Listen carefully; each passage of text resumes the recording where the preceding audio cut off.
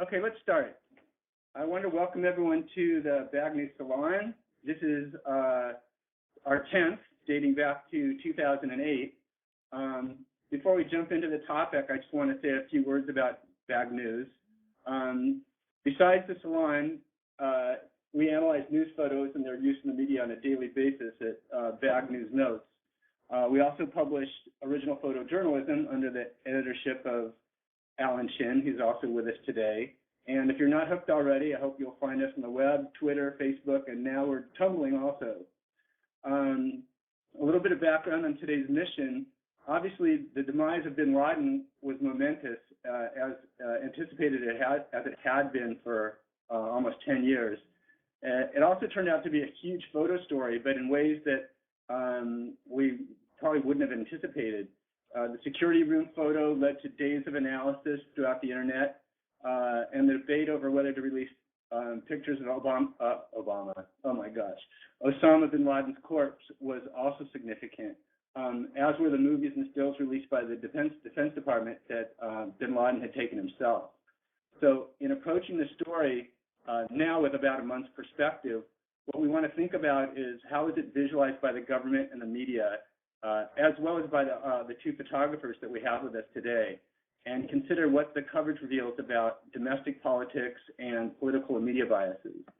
I should also add that because BagNews is concerned with visual politics, the meta in what we do at BagNews is not just springboarding off of images, but reading them and their contents with a deeper sense of what they have to offer. So we have a great panel today. I'm really looking forward to sharing this space with each one of you. Actually, we could just jump right over to Takara Finnegan, our fabulous moderator, who will introduce our panel, and we could get things going. Thanks. Hi, everybody. Thanks, Michael, and welcome to the BagNews Salon on Bin Laden. My initial job today is to briefly introduce the panelists. We saw some of your pretty faces just a few minutes ago, but I will introduce you all in another way right now. Pete Brook is lead blogger for Wired's Raw File and also publisher of Prison Photography. Kenny Irby is senior faculty in visual journalism and diversity at the Poynter Institute. Justin Elliott is a reporter for Salon. Jared Keller is associate editor for The Atlantic and The Atlantic Wire. Lindsay Bearstein is an investigative journalist, photographer, and blogger at Big Think Focal Point. Alan Chin, as Michael mentioned, is editor and contributing photographer at BagNews Originals. Michael Appleton is a freelance journalist. Both Alan and Michael have photos at our edit. We'll be talking about those in a moment. And then lastly, Lorette Steinberg, I'm not sure if she's in the room yet, will be here. And she is a longtime friend of the Bag, and she's a professor of photojournalism and documentary photography at RIT. So with that, let's dive into the images. Ida is going to put the images up as we talk through them. This is the first image, and this is an image of Alan's. And I think it works out nicely that the first two images in this edit are images that were made by the photographers that we have here. And so I was wondering, Alan, if you would talk briefly about this photograph that you made at Ground Zero the night that the news came out about Bin Laden. And in particular, it might be interesting to hear some of your thoughts about what you thought you were capturing when you were downtown that night, and then what perhaps you found looking at the images later. As everyone knows, we had a little bit of advance warning on this, that the President Obama would be making a big announcement. And then, of course, it wasn't really a huge surprise when it turned out to be, the killing of Bin Laden. And so just on instinct, I kind of, myself and I think a lot of other photographers and journalists, we decided to go down to Ground Zero to check it out. And indeed, there was already, when I got there before midnight, really about 15 minutes after Obama finished speaking, there was already a crowd of several hundred people. And that crowd grew through the night, late into the night. At its peak, it might have probably been 1,000. And in all, probably several thousand people at different times through the night, went by there, which is pretty extraordinary considering we're talking, between midnight and 5 a.m. And so yeah, the crowd was incredibly, how should I say it, quite raucous. They were as you can see in this photo, they were climbing the lamppost, they were waving flags, they were drinking heavily, and having what to my mind looks a little bit like a frat party. So certainly I photographed it, kind of as we do these things. And then when I went home to look at my edit, I was just struck really by how young these people were. These people were 10 years old 10 years ago. Yeah, and you get really that sense of youth and exuberance in the movement of the photo, and also the height, right? They've climbed up.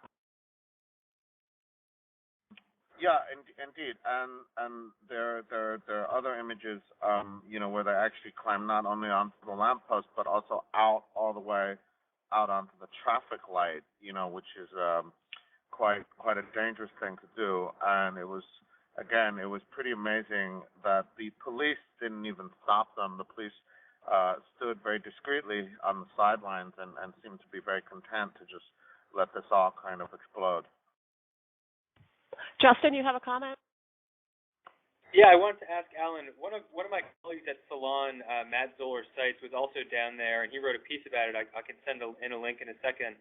Anyways, he said he thought it was striking that it seemed like there were at least as many reporters and sort of people there filming with their own iPhones and taking pictures as there were sort of single-minded celebrants. I mean, I was wondering if you had a sense of how many people were there to document what was going on versus people who were sort of just celebrating. Absolutely. The press corps grew through the evening. When I first got there wasn't that many of us. I was certainly, I think, in the first wave. But as the night drew on, at one point the police did close off traffic, and the satellite trucks started setting up. And at one point there were probably 10 or 15 satellite trucks, with all the attendant camera crews. But I think the more salient point is what you just mentioned, which is that it's not us, the professionals, who are the ones taking pictures only these days. It's the people in the crowd themselves. And I think probably everyone who went down there to celebrate and to wave flags, also had their cell phone camera. And so everyone was photographing each other, for sure. Jared, you had a comment? I think what's really interesting about this photo is that there was a very similar scene reproduced at the gates of the White House on the evening that President Obama addressed the nation. And the crowd was, a colleague of mine, a senior editor, Alexis Madrigal, was in the area.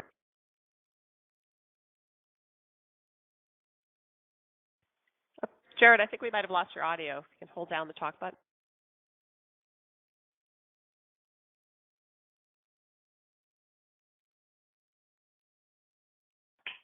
Sorry, I think I might have cut out there. But it was really interesting because it seemed as though a lot of the kind of catharsis of Bin Laden's death was really is exhibited by younger folk, people who are maybe still in college currently. Maybe those who kind of, as he put it, the people who might have looked back and seen 9/11 as some sort of, because they were so young, as some sort of almost dreamlike occurrence. And this is sort of, the end of the death of a bad guy, rather than, as he put it, they didn't really see it as an event of geopolitical, significance. It was just sort of, it was the end for them. And I was wondering if you could kind of speak to, I was wondering, Alan, if you could speak to kind of what the chatter was around Ground Zero that night, other than what you saw, also what you heard coming from some revelers.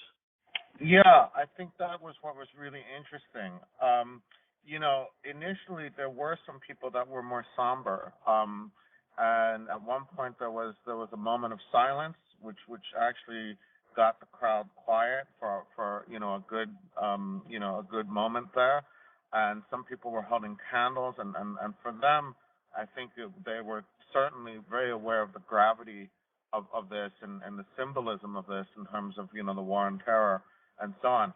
But for the vast majority of these people, I heard things. I heard just a lot of shouts of USA, USA.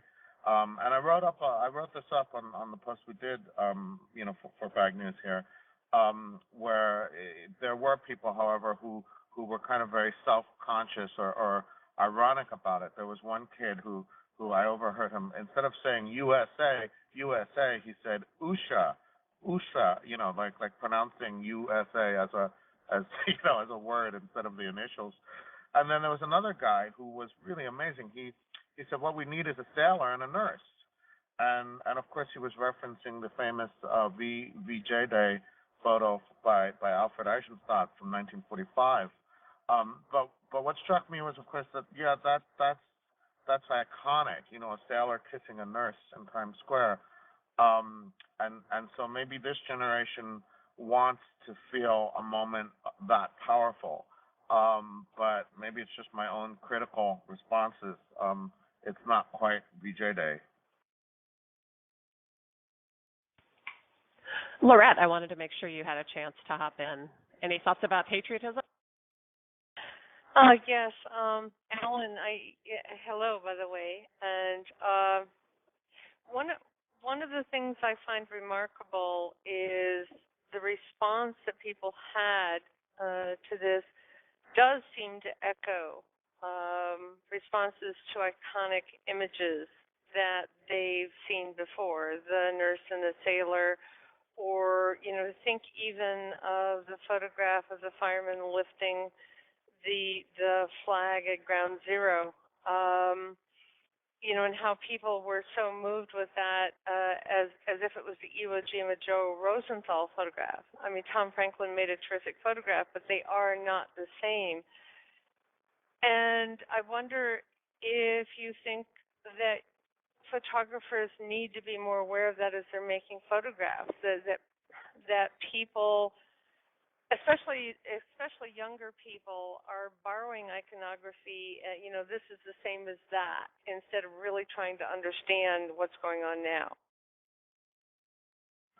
I think that's something, as a photographer, I've thought about a lot, especially in recent years, because, of course, we continue to look for iconic images, right? The camera's in my hand, and I want to make pictures that are compelling. And so I'm doing it as much as anyone, or more so.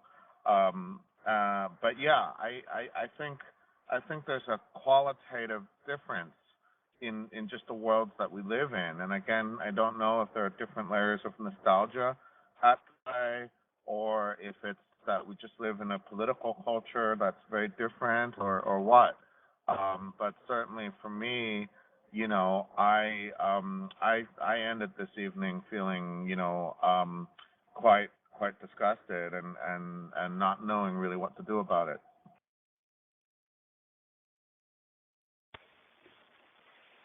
Pete, you wanted to jump in. Yeah, I wanted to suggest that possibly the celebrants, if that's the right term, and the photographers and the reporters are going to these sites for the same reasons. The announcement of Bin Laden's death was quite abrupt. So I was on the West Coast here, and it was between like 8 p.m., 9 p.m., and I was watching it on television. So I didn't see photographs until the next morning online and in papers. But the cable news coverage was from outside the White House that Jared mentioned, and yeah, it seemed like the average age was 19. And each of the cable news channels had a single expert, in inverted commas, and then they were all desperately trying to claw to get on the telephone a family member of a 9/11 victim. So they had boxes that they wanted to check. But in the same way that these people take their American flags, the reporters also take pictures of the American flags. So in that instant where the news is announced, people think, where are the sites where action will be? And it was the White House, Ground Zero, and then also there were a lot of eyes on Times Square as well. So there's been some questions in the text box about how much of this is an unconsciously staged event, really, with participants who are perhaps not fully aware of what they are taking part in at the given time. And maybe that fed into some of Alan's disgust as he walked away in the early hours. Any thoughts? Absolutely. I agree, absolutely. As you were talking, Pete, I was looking at the one-way sign in Alan's photo and thinking that you were sort of making that argument that there appears to be one way that media cover these kinds of events. And here it is. These are our options, right? And also, I can just say this quickly. When I was speaking with my family, just incidentally in the aftermath of the announcement, we focused on the family members of 9/11 victims who said that Bin Laden's death didn't bring them any closure. And so the last couple of days I've been trying to think how a photographer would reflect that sentiment and that emotion as opposed to a very public display that we're seeing here. I think as a photographer, that's something I've been struggling with this, and unfortunately I'm noticing in the text box here, Lindsay says more performed than staged, and I think that's absolutely right. You know, people in this generation have felt very distant from these wars. There is no draft. There is not even a large call for volunteers. This might be a nation at war, but it's really kind of, from what I know, it's in a way more of like a distant colonial wars that we've been fighting with this small professional army rather than the mass wars of the 20th century. And so people kind of know that there's a war out there. They kind of want to be part of it, but they're really not, you know? So they perform in these ways. And if I'm a photographer in New York at this moment, rather than in, Pakistan, all I can do really, I think, is photograph how people see themselves this way. I want to give Kenny a chance to jump in here. He's been waiting for a bit. Thanks a lot. I think this is a really important conversation, and I'd like to hear Alan's thought about, a selection of where you go for coverage and reporting in the age of the always on. I mean, I think there's serious critique to be stated about where authentic experiences take place. But in this place, this is what really went down. What were your alternatives? I just want to jump in. Michael Appleton, you should feel free to jump in on this too. Yeah, I just want to say that's exactly right. I mean, given the choice, I would have loved to be the embed photographer on the helicopter with the Navy SEALs. Now, of course, there wasn't any embed photographer, and even if there was, it probably wouldn't have been me. But that would have been my first choice, right? My second choice would have been to be in Pakistan and to get there the next day. But like I said, when you're in New York, this is all you can do. Right, and if I may just kind of follow up on that, I think that, one of the challenges is this is one image. I know that there's several photographers that are participating in the conversation. The image in and of itself, it's one image. There were other events and activities that happened in the midst that may have shown slightly a different or more somber or just an alternative perspective in terms of response to what we're seeing on the screen. And it's the photograph that brings a perspective but it's totally void of some context that the caption or the narrative would provide as well. Ida, why don't you bring up the second photo, Michael Appleton's photo, because that's a similar kind of context, and then we might talk about that. And maybe, Michael, you could feel free to dive into the conversation at this point about some of these topics as well. Okay. How is everyone? Thanks. Yeah, this basically, I was watching TV that night, and they started, there was a lot of speculation on what the announcement was going to be, and I put two and two together, and I was actually on my way out to photograph what I imagined, what I thought would be this announcement, and then the New York Times called me and sent me to Times Square, and the news kind of, people at first, it wasn't really, people I don't think realized what had happened, and you could kind of hear the chatter and people getting text messages and people realizing, finding out about the news. So it slowly kind of built, this kind of a group of people gathering in Times Square. And then, the fire truck arrives and I made this photo. There's probably a couple hundred people gathered in Times Square at that time. But and in a strange way, this photo is kind of an anomaly for that evening. It's a moment of reflection on an evening when I didn't there was, like Alan said, it was kind of strangely like a wild party, really. I mean, later I went down to Ground Zero, and it was surprising, the reaction. I think it was a spontaneous kind of reaction, and a lot of the people were younger, didn't have an attachment, perhaps, to the story. And obviously, this group, firemen, they, as a group, probably have more of an attachment to this story than probably any other, group, certainly in New York.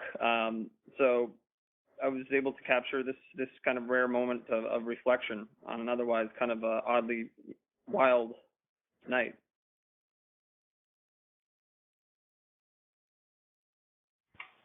Was the choice to shoot from behind simply geographic in terms of where you were, or did you decide to do that? At first, I was actually on the truck. I actually almost fell off of it at one point. It was a little crowded, and then the firemen asked us to get off just because it was unsafe. And I realized that the photo was kind of farther away, and they were lining up, and I could see they were lining up. So I went to a second story. I kind of envisioned the photo before I went up to this restaurant across the way. I could see that there was windows on a second story, and could see how they were lining up and with the ticker. And and it was very quick, and it was basically one frame. And the moment was over, and they were kind of dispersed, and it was just a quick moment, really. To me, one of the things visually that's really interesting about this photo is the names of the firefighters on the back of their jackets. And it kind of, I don't know, sort of echoes that specificity of all of the loss of 9/11.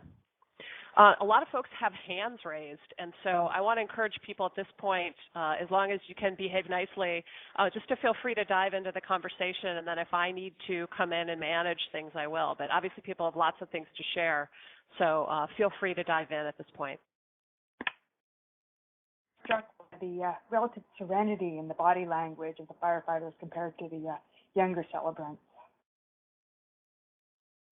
I agree. I think it's a phenomenal photograph that is smart, well composed, and thought out. I think the question that goes back from earlier on in the previous conversation about patriotism. This is the American soil. This is New York, and I think that a preponderance of the images are going to appear to be somewhat patriotic. Something really interesting here is, your eye, just from first looking at this photo, your eyes immediately attracted to the news banner and then row of firefighters. But I really like how directly below the ladder you can kind of see a swarm of photographers trying to capture the moment. It seems sort of perfect, just those three lines, on top of the banner and the ladder, and those guys are fighting for the perfect shot. And it's sort of, not only does this photo really, it's very it's really descriptive of the moment. But I think also having those, where those arrows are showing up, having those guys down there really describes what a media moment this is, apart from a moment for the country. And lots of screens, right? I like the idea of the cameras on the bottom as a part of the screens. Laurette, go ahead. One of the things that we haven't talked about much yet, although it may have been talked about at the very beginning when I was still having computer problems. I look at the firemen, and I look at some of the other photographs that Alan had made and that Michael had made as well, and others. There's a distinct difference according to the age of the subjects.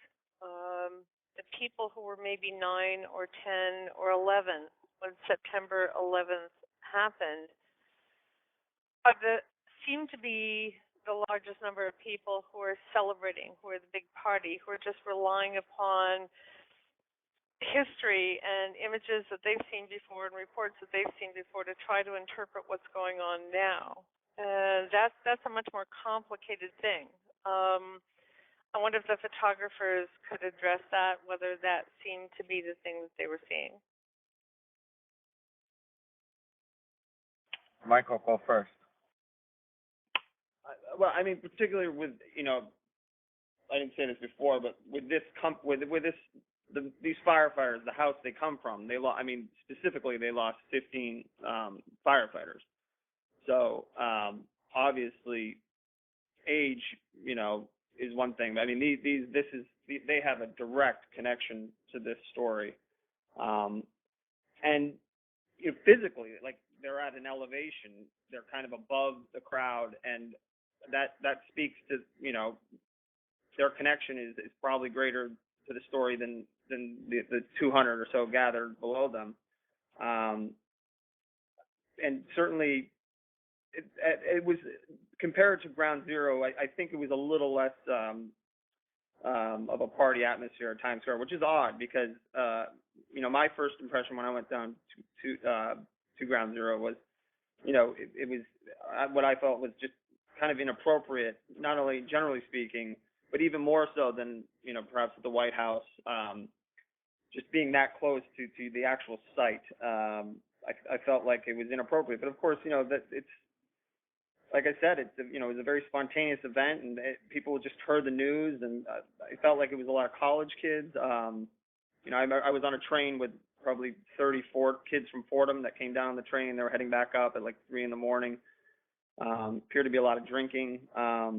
So these things play out, and that's just the way they chose to express themselves that evening.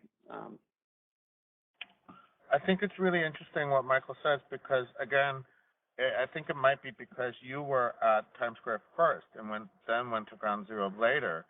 And I think maybe in all places, initially, there was some somber stuff, but as the night wore on, I think the more somber people do their somber thing and go home and sleep, and then the kids that are partying and drinking obviously can do that till 5 a.m. And so it's maybe there was an arc through the evening actually where some people take it very seriously and then others don't, and I think maybe there was a bit of that involved, the arc of the night, of how the time plays out. Yeah, absolutely. Yeah. I should also mention that when I saw photos like Alan's the next day, I was surprised because the night before when I heard the news, I was at a bar in Brooklyn, and they changed the TVs from like the hockey game to Obama's speech, but there was hardly any reaction from the people there, and there was no reaction when I was walking on the streets. So I think there was actually very little celebration. I mean, at least my sense, around the country besides at the White House and at Ground Zero. It seemed like, for example, when Obama was elected in 2008, it seemed like there was much more widespread honking and people coming out into the streets of Manhattan where I was that night. So it seemed like, in many ways, at Times Square and Ground Zero were not representative of the reaction around the country. I want to add to that my friend Sarah Stillman was actually at Walter Reed Medical Center in D.C., with a lot of wounded soldiers. And it was interesting what she reported, that for them it was this real sense that this was not really a big story because of this idea that Bin Laden, dead or alive, yeah, it's not the crucial aspect of the war anymore. Arguably, had Bin Laden been captured or killed in the first year or two after 9/11, it might have had a much more decisive effect. But 10 years later, I think there's a sense, in the military and maybe through the entire country, most people in the country, other than these people celebrating, that this is nice, but it's not gonna. It by no means is it actually victory. I wonder if you might put the next photo in the edit on as a way to kind of transition from one set of screens to another. And I think one of the important things that has come out so far is people went where they could go, right? Alan, you said if I could have been in the helicopter in Pakistan, that's where I would have been. And so we've got a few images in the rest of the edit, including this one, that are media attempts to put us there. And I wonder if folks want to talk about this image in particular as a kind of scene or a geographic space. Well, as someone who has worked in Pakistan and Afghanistan, what struck me about the images of Abbottabad in Pakistan and the house is that other than, contrary to this thing that we were told that it's $1 million house and, this is not. This looks like a very typical, maybe middle or upper middle class kind of scene. It's certainly not a hut or a cave. But it's not, it's not the lap of luxury. And I think some of the other images we have that that the government has released, kind of reinforce that, because the government doesn't, I don't know. On the one hand, they want to say that he was in the lap of luxury and therefore not representative of the Arab or Muslim masses. But on the other hand, he's this pathetic guy living a very kind of, non-special life. I think that's very true. The compound, just for clarity, was described as this $1 million facility. But these photographs, going back to the original question, are a part of the insatiable appetite for images, and it's a frame grab, from what I understand, that offers some context and some sense of place. Doesn't offer a whole lot of detail. But it offers a sense of place that gives you, the audience anyhow, some vicarious appreciation for the details.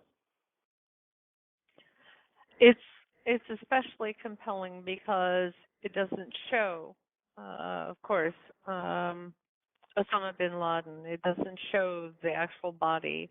There seems to be such a need to see the evidence that this has happened. I remember when Saddam Hussein's sons were killed, that even the people in the Middle East would not believe it until apparently our government decided that they needed to see photographic evidence, and so there was this whole tent that was set up, and the two bodies were cleaned up, and one of the photographs, an historic photograph of one of the sons, was flipped, so you could see the cleaned up body in the same relationship as the older photograph. This photograph is my proof, and here we have something that doesn't really prove that Osama bin Laden is dead. And, it seems very intrusive. It's a much more intimate scene, what am I saying? Much more intimate than someone's dead body. But this photograph is just really disturbing. Maybe I was being a little pesky in terms of picking this image out for the edit, but what's been almost at the top of my mind about the coverage has, as one dominant theme, was how much, and I think this is something going all the way back to 10 years ago, is how much the attack on New York and bringing down the towers was a blow to the American ego. And it seemed to me like a lot of the coverage of the Bin Laden's death has been, and especially as you got 3, 5, 7 days out, and it became, and in terms of where the government was coming from, with this almost this attempt to emasculate Bin Laden, and or either that, or it was an attempt to show him as being someone who is like really kind of hypersexual in a way, as opposed to someone who adhered to Muslim values. So, there's a lot of talk about how many wives he had, and that he was with the youngest wife, and how absolutely young she was, or the fact that he had a porn collection. And so, looking at this particular image, I thought this is really, fascinating, and in a way very, hard to look at and talk about, to go in that direction. But so much of the American ego and like kind of bringing emasculating Bin Laden seemed to be in a lot of these imagery. Even Alan's picture, which to me, with the guy shaking the champagne, is really just almost ejaculatory.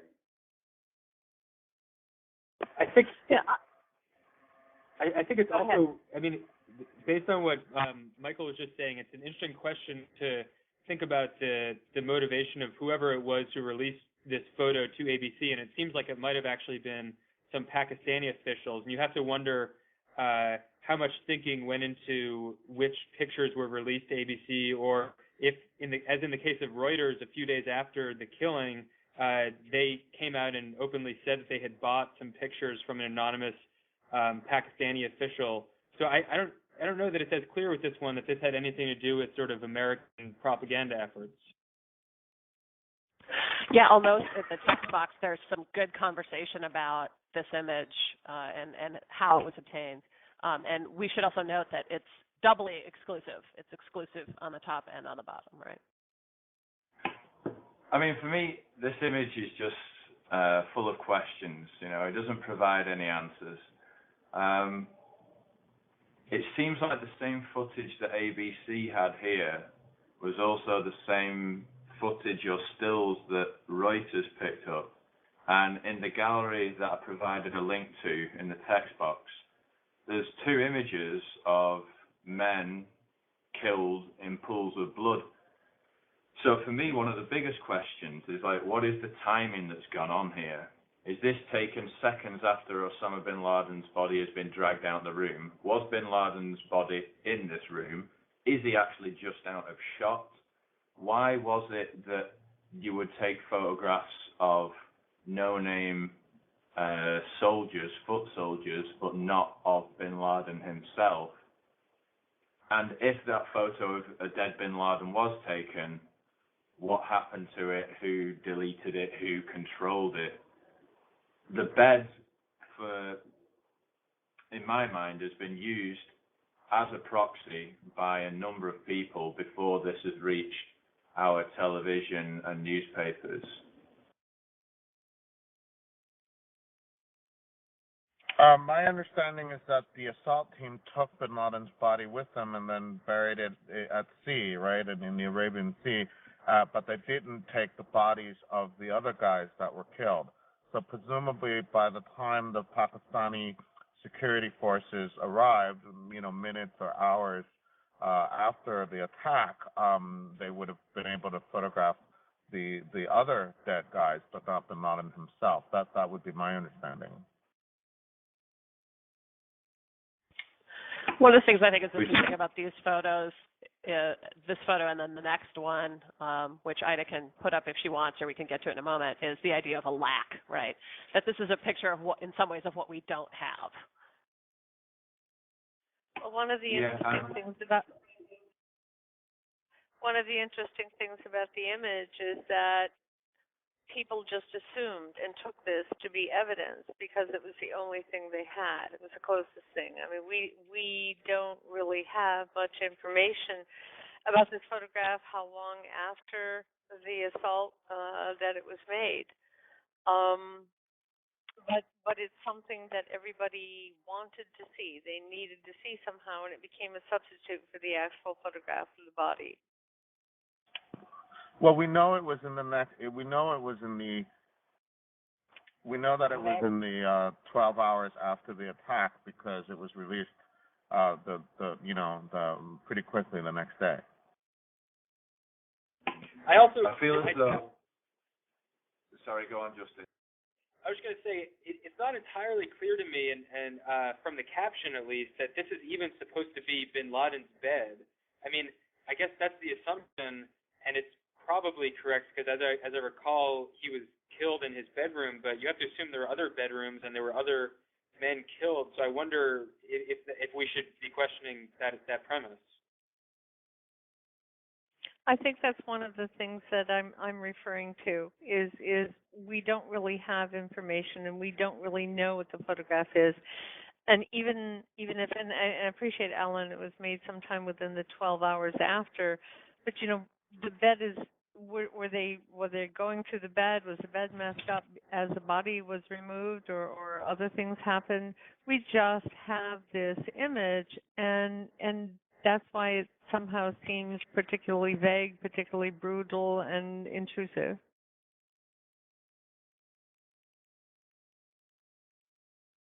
I just feel as though that point's well taken.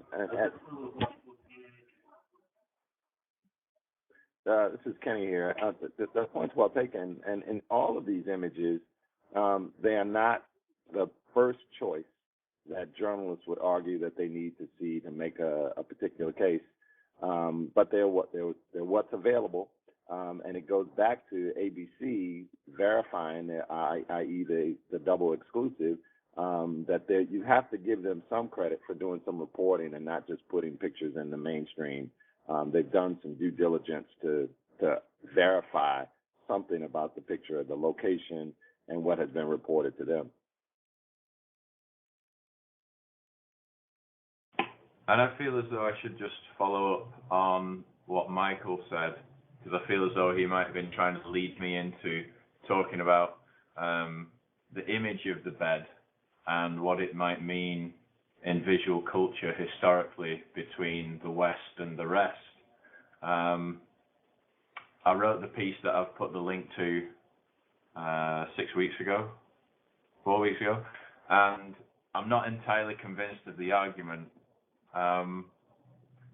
But when the Orientalism in art was taking shape and Europeans were going to North Africa, it was an art movement entirely servicing their visions of the Arab world and had very little to do with the actuality and the realities of life out there. So for me, I put the two together, and the bed serves as this metaphor, this continuing metaphor, be it 18th, 19th, 20th, or 21st century, of this inability or unwillingness to really connect, be it through art, be it through imperialism, and modern warfare. And I think there's a long way to go on that, and it could be a discussion in its own right. Thanks, Pete. Why don't we move on to the next image? We got a little ahead of ourselves and had more to say. Again, this I think is a kind of image of lack. And are there folks out there who can talk about the supposed Photoshop image of Bin Laden and what we know about it? I have one thing to say. Apparently, he managed to fool a couple of American senators. Who shall remain nameless?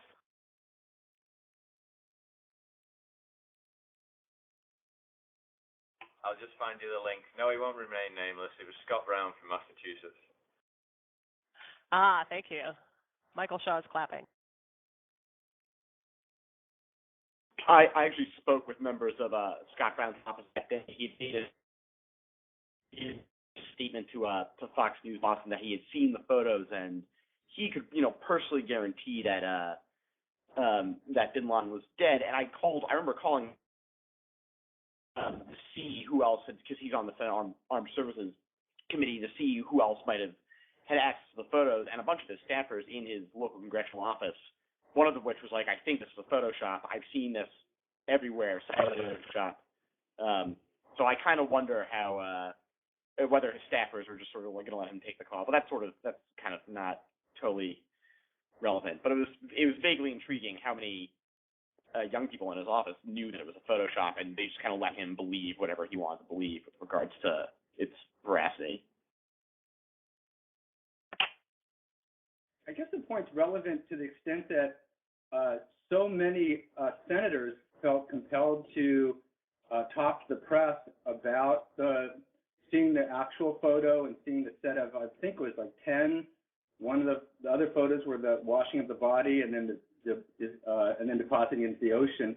And it just, for me, I mean, there's the whole issue of whether or not they should have released the photo, but then there was a sub-issue that had to do with this tease where these senators, you know, it's one thing just to like, okay, it's going to stay out of the public realm, but it's another thing for them to just be talking to the media left and right and describing the photo. I just didn't think that was fair. What strikes me about the Photoshop stuff is that, in a way, they get to have their cake and eat it too, because even though these are fake pictures, a lot of people, like the guy reading this newspaper or other people, senators, might not necessarily care or know that it's Photoshop. They'll believe it, and this proves that yes, it's so it kind of serves that evidentiary function, even though it was immediately known that it was fake. But it doesn't really matter that it's fake. It's already out there, right? So you get it both ways. They don't actually have to release the real photo, yet at the same time the fake photos serve the same purpose, in terms of the bigger thing of what people believe or want to believe. So, Alan, are you suggesting that the function of the image is to perform people's willingness to believe or people's need for evidence, no matter where it comes from? I mean, I sort of read this image as, is this guy the dupe who stands in for everybody, and what does it mean that he's a Pakistani? I don't think it matters, but that's what I'm trying to say. I don't think it matters whether you're duped or not. It's like the birther stuff, or any of these other conspiracy theories. It doesn't matter that anyone who bothers to spend even 2 minutes looking into it finds out immediately that it's fake, because it's already been put out there. Here's the picture of dead Bin Laden. He's been shot and he's dead, and here he is. He's all bloody. Now, okay, 1 minute later, you realize, okay, no, it's Photoshop. But it doesn't matter because it's done its job already. And it doesn't matter that this might have been done just by a prankster or I'm not even going to be, suspicious of who made this Photoshop job. It doesn't matter who made it. It could have been a prankster. It could have been someone, more conspiratorial, whatever. This picture was seen by probably several billion people, and it did its job. It's very Hey, Lindsay. I was just going to respond to Alan's. It's very similar. This photograph in the Photoshop is very similar to the bed photograph. If you can't see the real thing, this is a reasonable substitute. It seems to be that people used to want an actual photograph that provided some verification, some authenticity. I think someone, perhaps you, Alan, used that word earlier, perhaps Kenny. If you can't have the actual thing, then this is good enough, whether it's the bed photograph or whether it's the Photoshop of Bin Laden's body. Lindsay, I noticed in the comments you posed a question. People were discussing the man's face and what it seemed to show. And you, I believe you wrote, dreading what will happen next. I wonder if you would talk a little bit about that. Sure. I mean, I was really struck on the night of and subsequently that there was so much jubilation in America that everyone seemed to think this was a glorious end to the war on terror. And yet at the same time, what's happened in the aftermath is a huge uptake of violence in Pakistan, both, by sort of al-Qaeda sympathizer type forces and also by the state against journalists who felt like they could critique the regime and the military's response after the death of Bin Laden.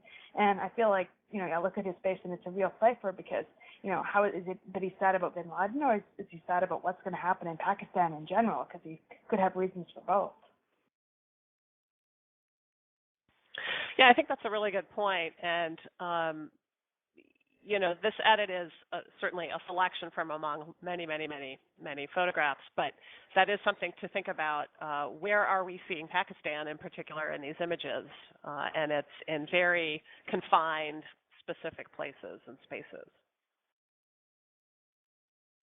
I think again, in terms of the picture editors choosing these pictures, I believe this is a Reuters picture.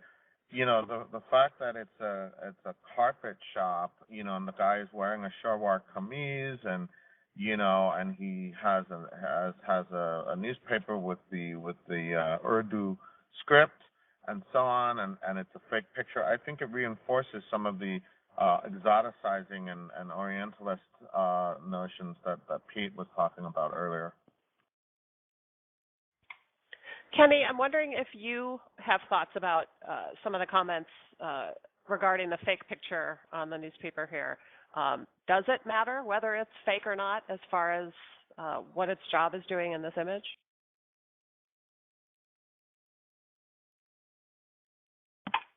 Yeah, I think it does. It does matter. I mean, the picture does.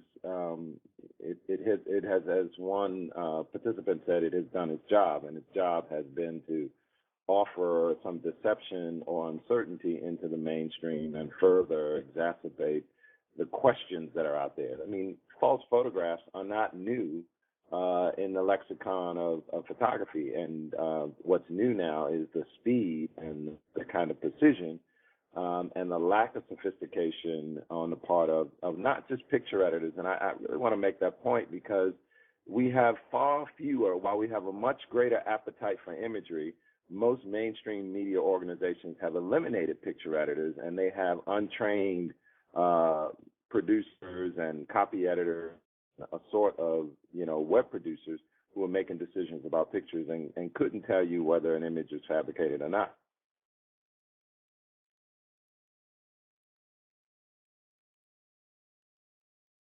And it's interesting to sort of explore a more conspiratorial sort of train of thought about the purpose of fake pictures that, had this been a U.S. intelligence kind of operation, I mean, they would have known that we have very different standards in the West versus other parts of the world in terms of how you show images like that, the fake pictures were not in danger of ending up on the front page of the New York Times, but, whoever created them may very well have known that they would end up on papers like the one the gentleman in our picture is looking at.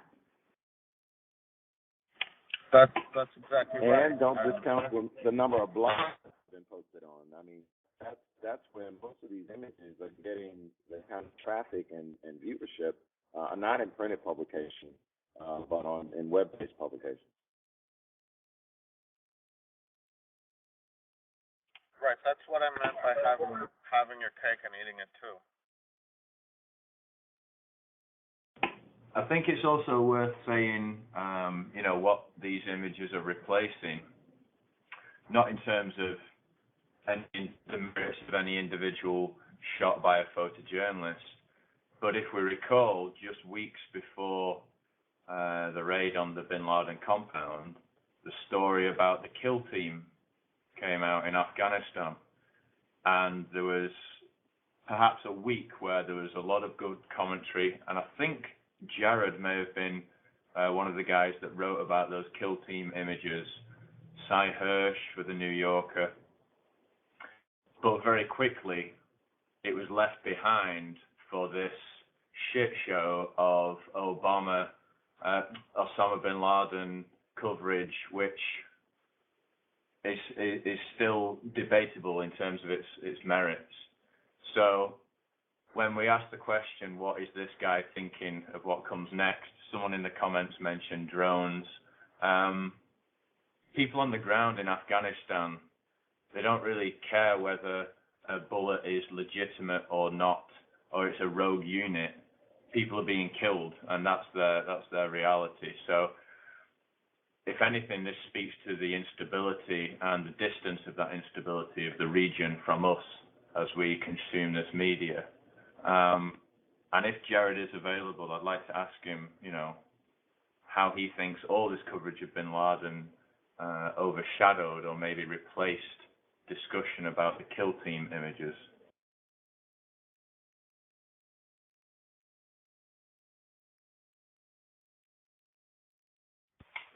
possibly Jared isn't here. Yeah, I'm not sure if Jared, did you get that question?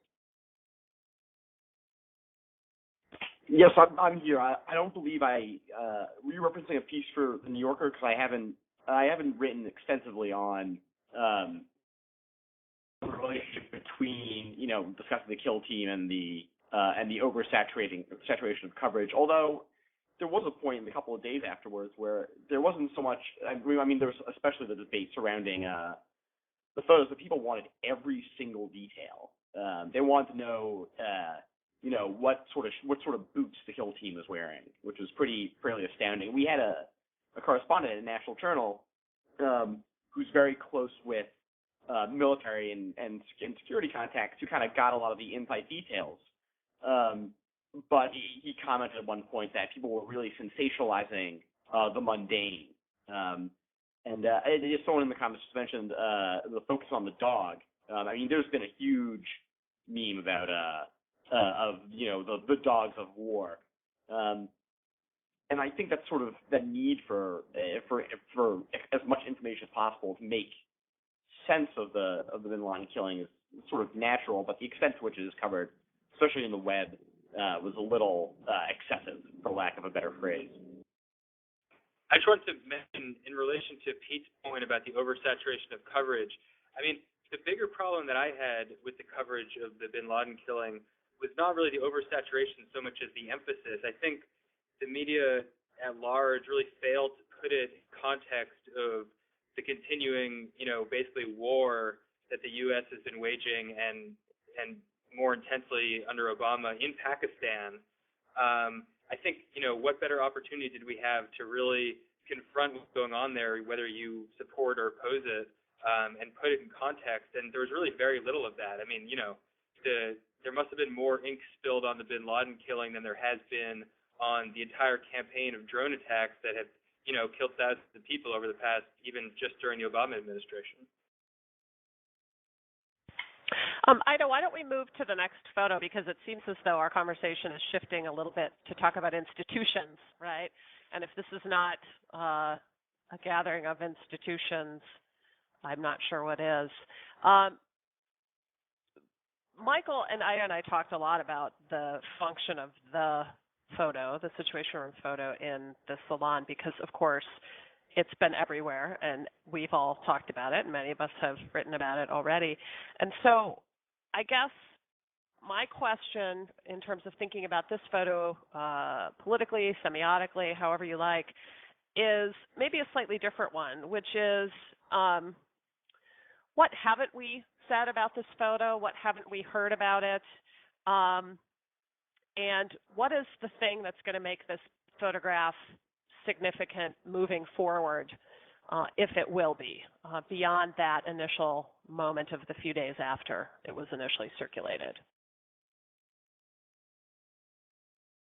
I think there's a few things which are. Sorry, after you, please. No, that's okay. Go ahead, Jared.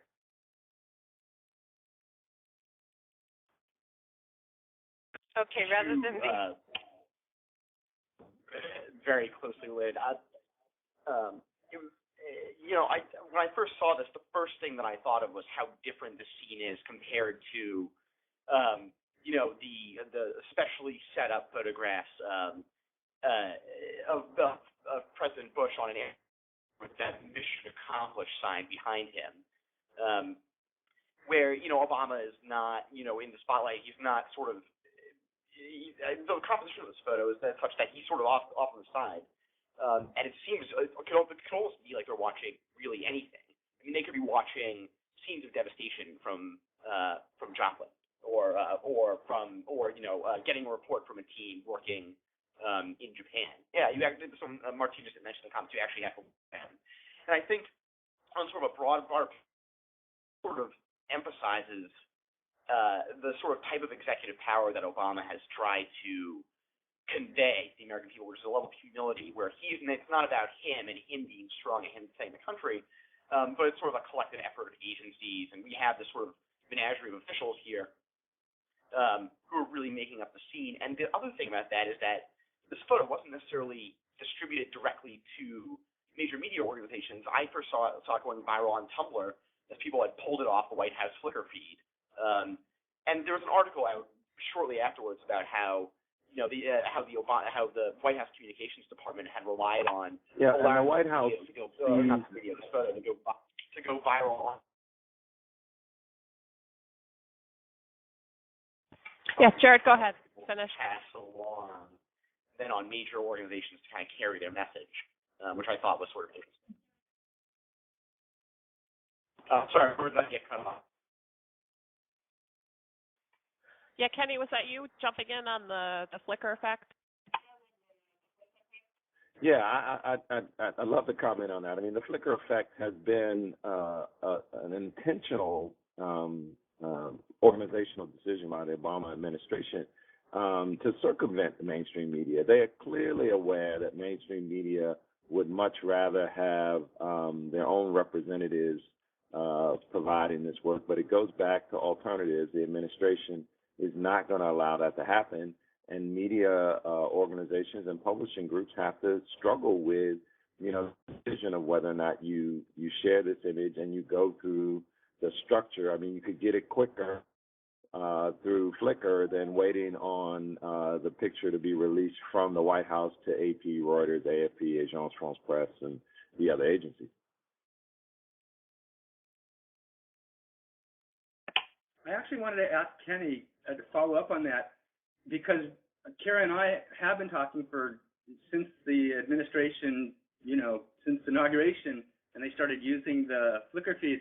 Do you think when these Flickr photos, we talk about this one, but generalized, do you think when these Flickr photos from the White House get into the media stream, do you think that the general news consumer is necessarily making that much of a distinction as to the source?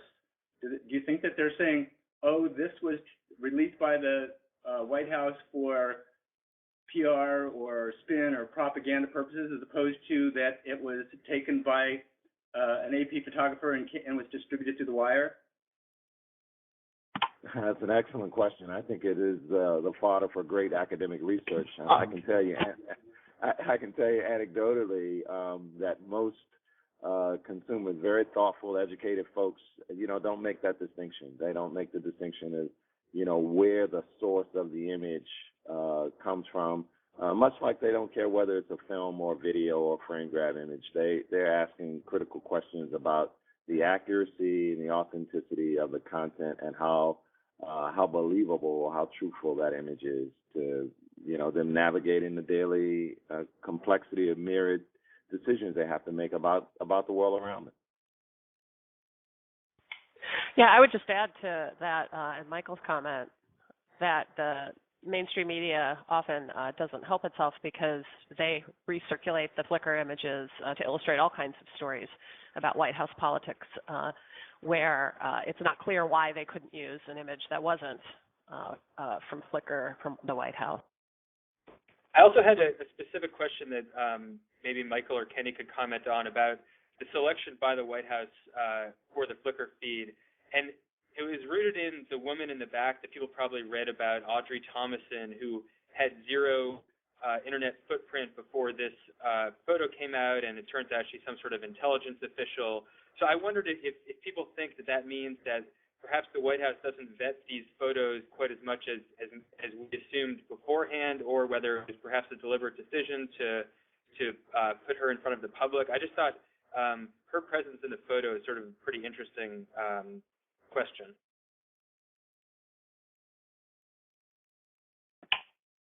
I'm not that goes to... Sorry, go ahead. No, I mean, that's a good point. I have seen some conversation and heard, some reporting that, this is the whole concern for national security, individuals who would be in the photographs, which is why they manipulated the photograph that's sitting in the foreground or midground on the laptop. But there were people in the room who, like you said, heretofore had no ostensible footprint in the web and in the media.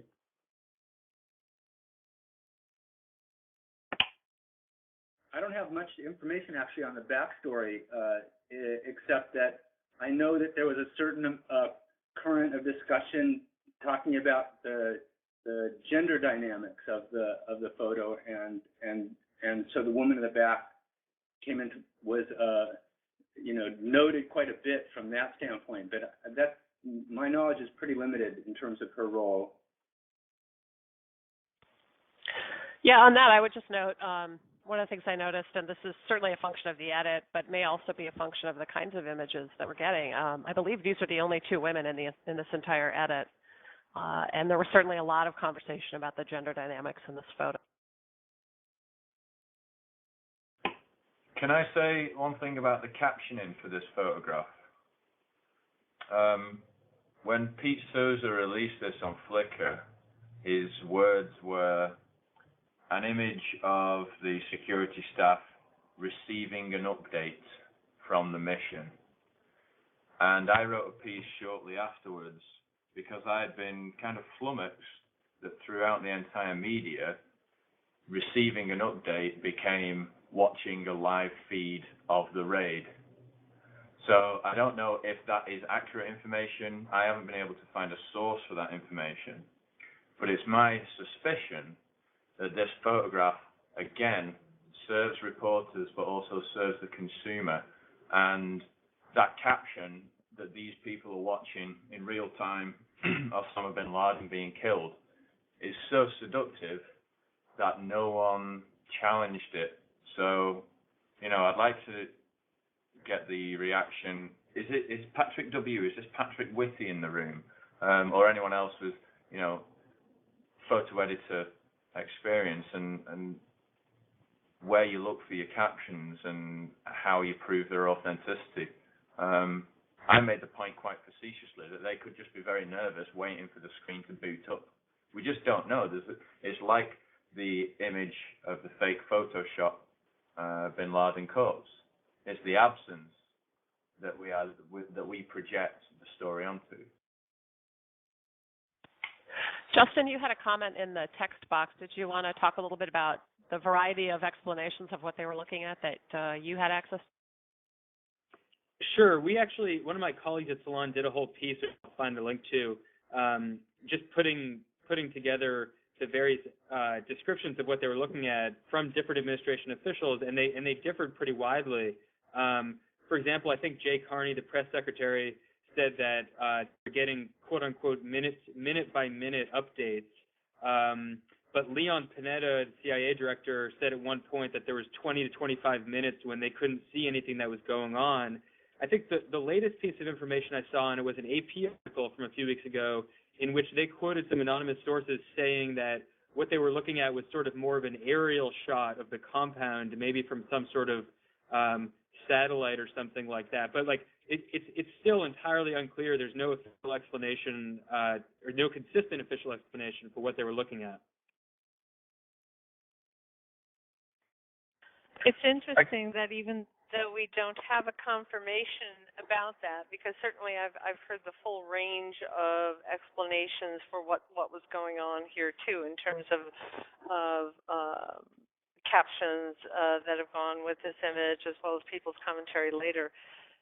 But this photograph perhaps is one that shows how the public will look at individual expressions so closely if they have some idea of something going on and they're imagining what's going on.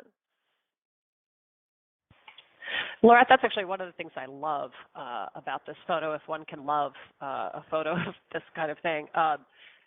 It relies so much on the viewer's imagination to construct a narrative, imagining what not only people are looking at, but what they're thinking. I mean, it's so multiply referential that it almost makes one dizzy to think about. Going back to the gender issues raised by this photo, I find interesting Hillary's reaction, where the other people look kind of intensely focused. She almost looks overwhelmed, and I wonder, if her camp, she had a problem with this photo, or obviously it's going to become an iconic photo, and I wonder what her feelings are about this photo, and how it kind of portrays her as, in this moment, as almost being overwhelmed. It's just an interesting kind of, she's kind of the only one with this, and it almost makes the photo. Also, it's also interesting when you look at the high resolution version of this photo. Obama is actually a bit out of focus, where Hillary is tack sharp. Obama is actually a little focused.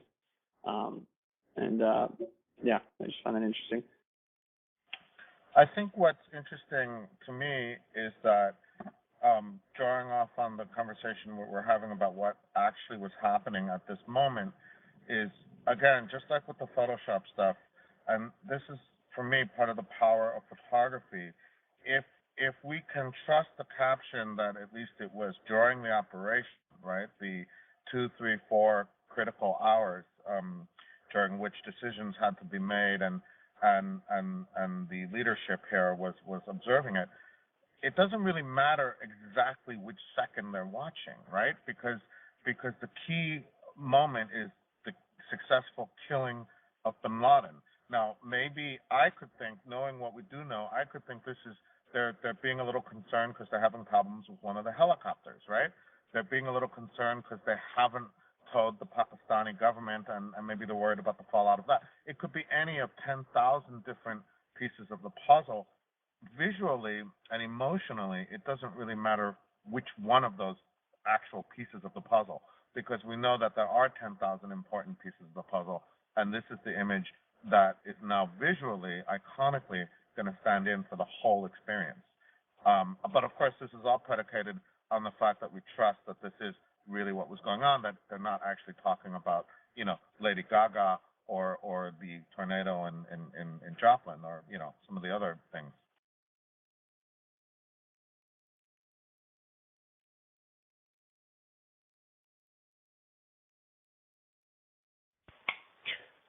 Yeah, I think that's a really good point, Alan.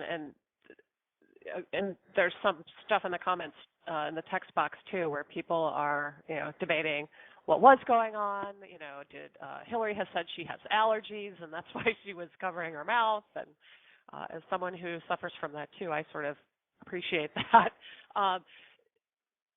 One thing I thought we might do is move on to an image where Obama, shall we say, is a bit more of a center figure, and that is images of the image, if Ida would move to it, of Marines in Afghanistan watching Obama's speech. Yet another photograph with a screen or people watching screens that we can't see.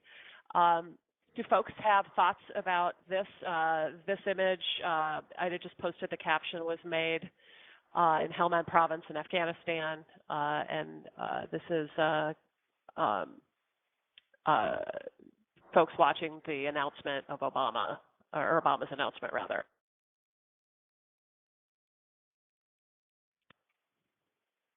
Are we seeing the image? I'm sorry, No. I'm trying to put an... Okay, I think it's back. Got it.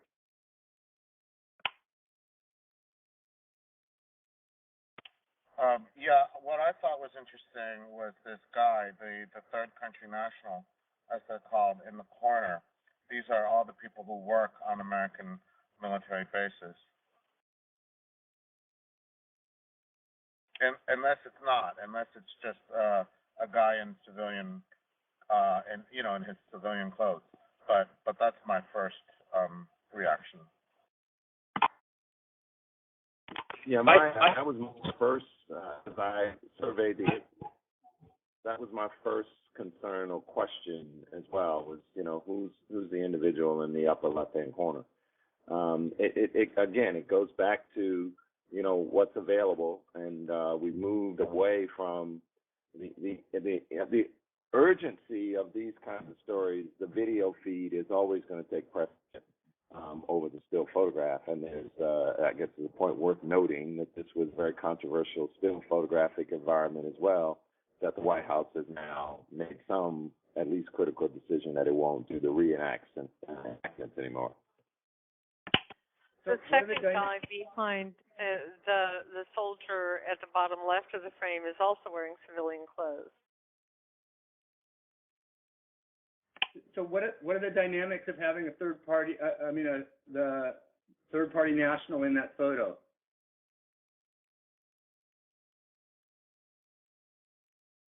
I think it's I think it's an insight into how, most people think of the army at war, and it's an American army, right? But for every soldier, there's a civilian contractor, either American contractor or in many cases, third countries people. So it's just an observation. I think it's a tangent off the main point, but it's just something I noticed. I'm struck by. I was just going to say I'm struck by the indifference in this displayed in this photo, and I think that speaks to this event and its relation to Afghanistan, and how it really doesn't really change anything on the ground, certainly in the short term. And that's, I think, kind of reflected in this photo with these soldiers. I was going to make a similar point, and I was going to say that it took a while for this to hit me, but I mean, these soldiers are at war in a country, not the country where Bin Laden was killed, and it's still hard to disentangle those two things because the war in Afghanistan is so connected in our minds to Bin Laden, even now after he was killed in the middle of Pakistan.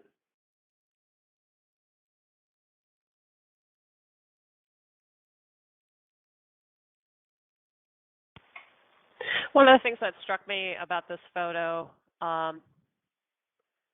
was,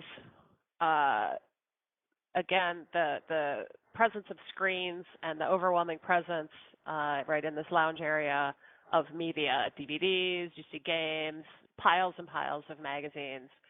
And to me, it again creates this impression that even those who are fighting the war are also consumers of news and information about it. Also, quick announcement, just to bump out to some organizational stuff here. We usually do these for about 90 minutes. We got started a little bit late, so if folks have to leave at 1/2 the hour, you can do that, but we hope you can hang around for a few more minutes to continue the conversation.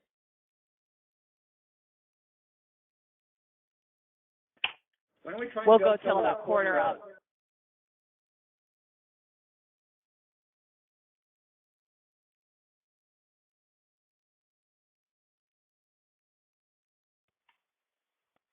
There's something so maybe strange. Oh, all right. There's something so strange also about this photograph in terms of what it says about contemporary warfare. Whether it's the large flat screen TV, or somebody put the arrow over there of the sports balls. I mean, that was one of the first things that I noticed. And DVDs, there appear to be magazines, books. I have no idea what's on the back shelf up top. But this is a very, very different image of warfare from the kinds of things we've seen in traditional media before. And certainly we see a lot of photographs of people on the ground. But, holding on to their guns. Everybody's got a gun, but there's something that looks like a rumpus room.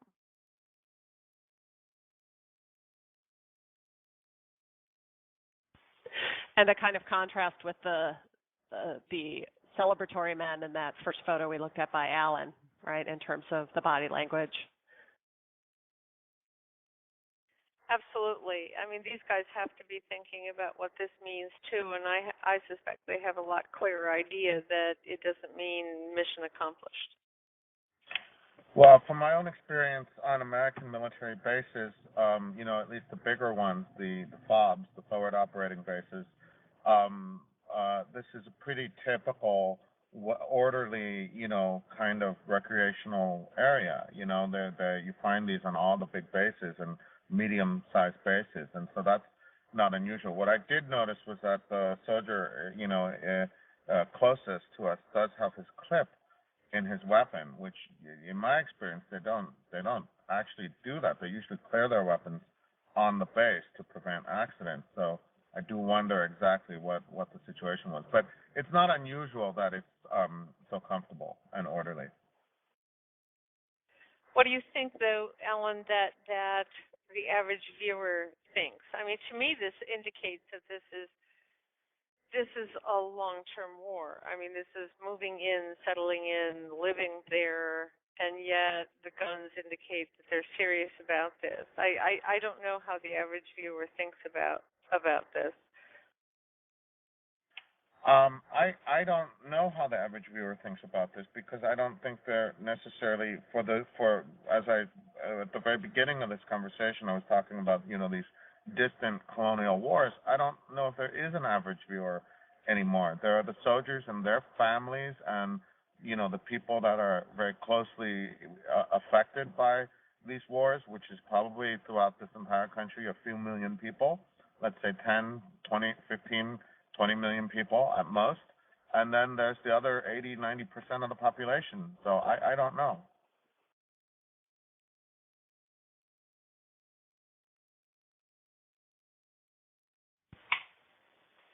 Why don't we go to the next image in the edit, which is maybe a technological contrast to this one. And this is another very widely circulated video still that was released by the Pentagon of Bin Laden watching himself on television and, according to the caption, rehearsing for propaganda videos.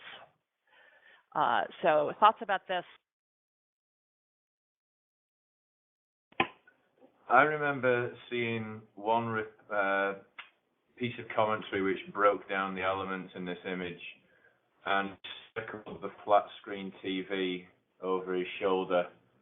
And the caption to that was Osama Bin Laden with access to high-tech equipment.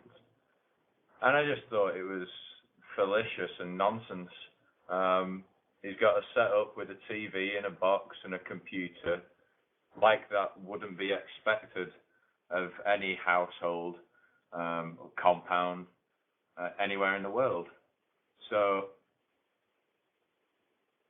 I think we have continued to read into this in ways that maybe the American government hoped we would with the release of this image. And if anything, of all the images we're looking at tonight, it's one that we can read too much into and overinterpret. Don't you think it shows quite the opposite, that instead of high tech, it's really pretty low tech? I agree Exactly. with that. Exactly. That's why I was surprised by the caption. I think it was the media outlet, and I can't remember which it was suggesting that this was high tech for Osama bin Laden, which was ludicrous. I think it's more part of the effort to make him look pathetic and inconsequential, right? That it is low tech, but at the same time, it's a reminder that of in theory at least how much you can do with low tech, right? All you need is a cell phone and an internet connection, and not even an internet connection in the house, as we were told, but through couriers. That's all you really need. I just want to interrupt for a moment and let audience members know that if you want to dive into the conversation for the last 15 minutes or so and have a specific question or comment you'd like to make, we will just click on the little raise hand button underneath the names, and I will keep an eye out and try to call on you, and we will try to shift your status so that we can actually get your voice into the conversation as well. So raise your hands and we'll keep talking. Okay, thanks a lot. This is Kenny here. I think we also have to just be mindful that that's into this photograph is that, it was widely reported that bin Laden was in a cave somewhere. So if you compare being in a cave to a place that has a roof and plumbing and some technology, truth is in the eye of the beholder as you defend this photograph or not.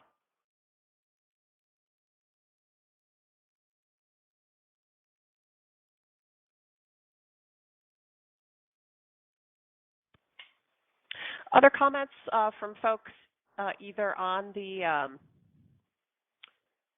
panel or in the audience? I was struck by how many photographs in the edit are people watching screens. I mean, certainly the first photograph is the total reaction photograph of something, but even the firemen are watching, a crawling screen, and here we have Osama bin Laden looking at a screen.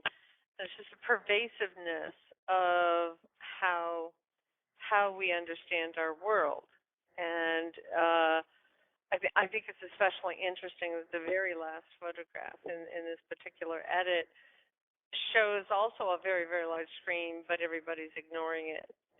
But this one with Osama bin Laden watching a screen really, really echoes the other ones.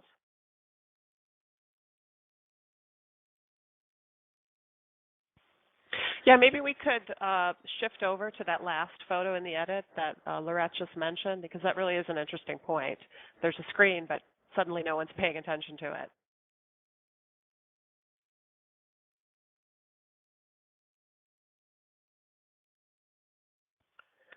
What do we make of that lack of attention? I think this brings us back in a weird way to an earlier comment on the comments thread here about the Palestinians celebrating after 9/11, right? Certainly the idea of martyrdom and the caption there, "Thank you, Osama," right? So maybe it harkens back to that. But the fact that they're not looking at the screen, but rather separately engaged, maybe shows that he's a symbol for these guys, but not more than that, not a reality, just a symbol. Martine, I see that you had a comment or a question. Yes, can you hear me? Yes, we can. Hello? Oh, sorry. Yes, it seems like we're all virtually connected. The technology connects, but they're not actually, whether it's the firefighters or Osama watching himself or us watching Obama, it seems like we have access to so much, but we're not really connected to each other. It's just, I find it all very interesting, especially the focus on all the screens, and it just seems that we're not really connected to what's happening, whether it's the war in Afghanistan, and Osama's death. I don't know. I guess I was a sophomore when 9/11 happened, so I have a bit of a memory, but I don't really feel like, I don't know. They say it's my generation's Pearl Harbor, but I feel like I'm further away from it than I'm closer to it.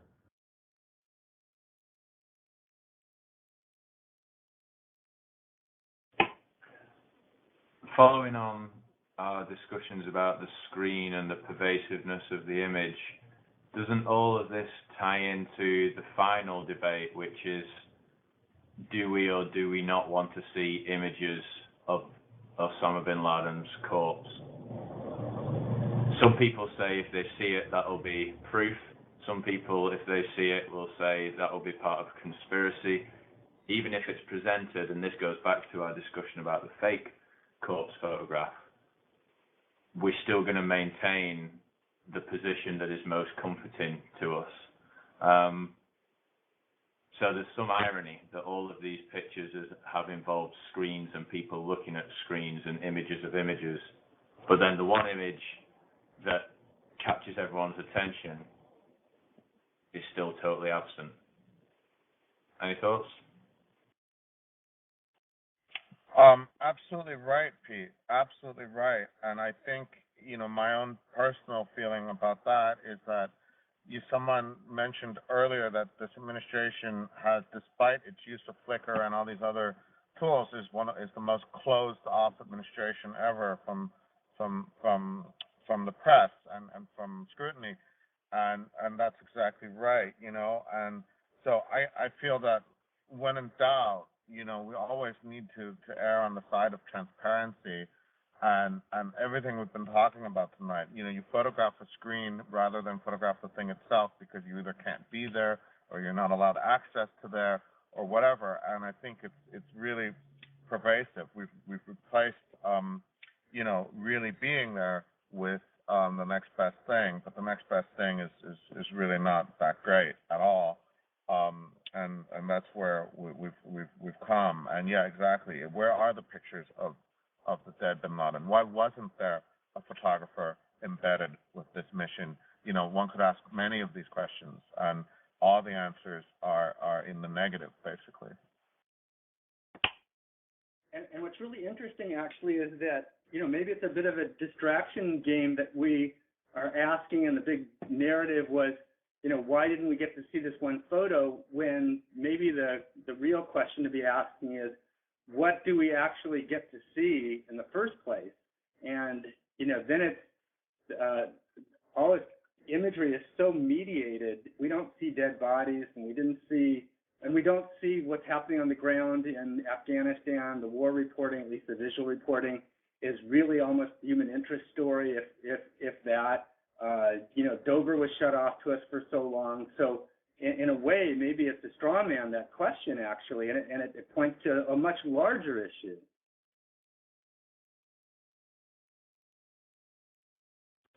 Well, the larger issue is that we're simply not given access, that we don't have access to a lot of stuff. I personally think that we should. It's been said many times, but I think there's a reason BagNews won the award for Michael Camber's slideshow, because he said it very succinctly. Embed is all you've got, and the rules and restrictions on embed are getting tighter and tighter. Whenever I talk about the Iraq War, I say the most significant images from the Iraq War are those from Abu Ghraib, and they were taken by soldiers who wanted to protect themselves against future court-martials. It failed. It seems like nowadays we talk about photography in a way that's very anxious, and it's an anxiety that reflects our dislocation and our uncertainty about our global relations. Yeah, it's a really nice point, especially at a point in time where these wars are actually fought, through the airwaves as much as on the ground, and it's so much about perception and spin. And I think that the Arab Spring has really, has shown us that and brought that into a lot of clarity. So it actually throws even more weight on the imagery and access to imagery. Yeah, I don't want to sound too cynical, but my conclusion with the Situation Room is it's one of the greatest pieces of PR the White House has delivered. I think you're absolutely right.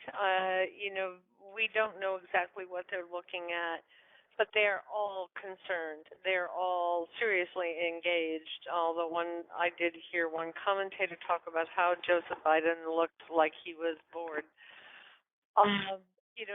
All of the faces are carefully arranged. I trust Pete Souza's reputation and character, but if I didn't know the photographer, I would look at that photograph, and it's almost as if somebody said, "Well, could you move your head a little bit left or right or something like that?"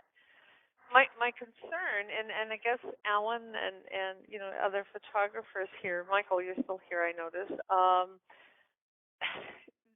There is no context. We consume photographs like we consume popcorn.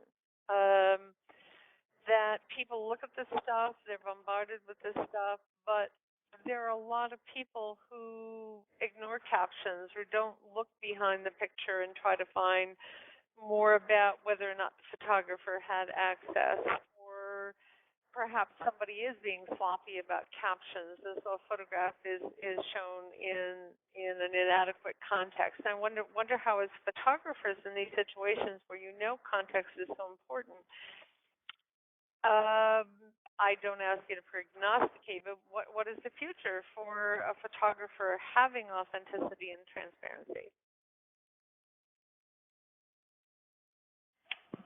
Michael, you there? Go for it.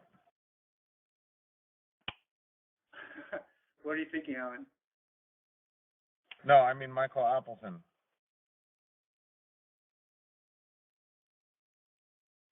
Okay, maybe not. Okay, well, I guess I'll go for it.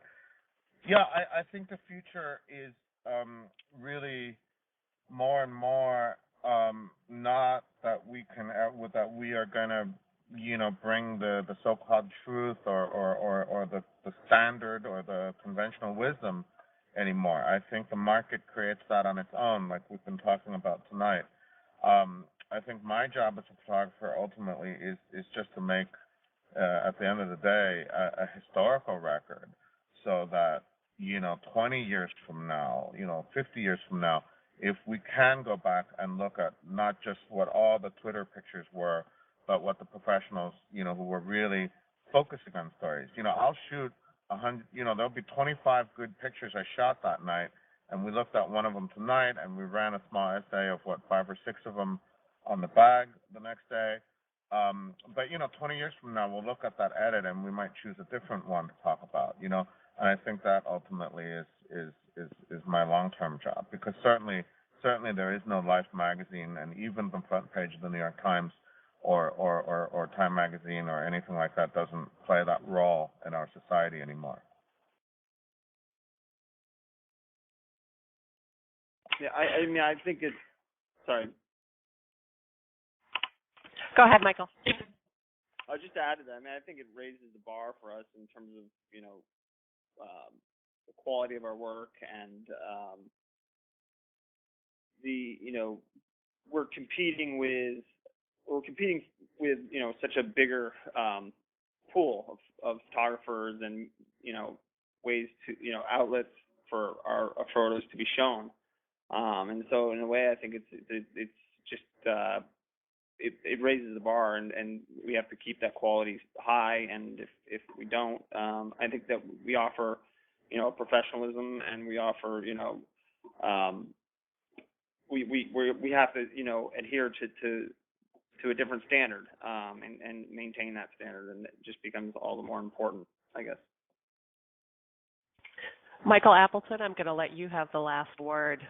Thank you so much, all of you, for joining us, all of the panelists, all the folks who took time out of your Sunday afternoon, evening, and or Monday morning to participate with us in the salon. I think it's been really wonderful. If you have friends or colleagues who weren't able to participate live, you should know and be aware that the salon will be archived at the Bag as usual, so they can come and either look at edited versions of people's comments, or they can listen to the whole thing with audio and pictures.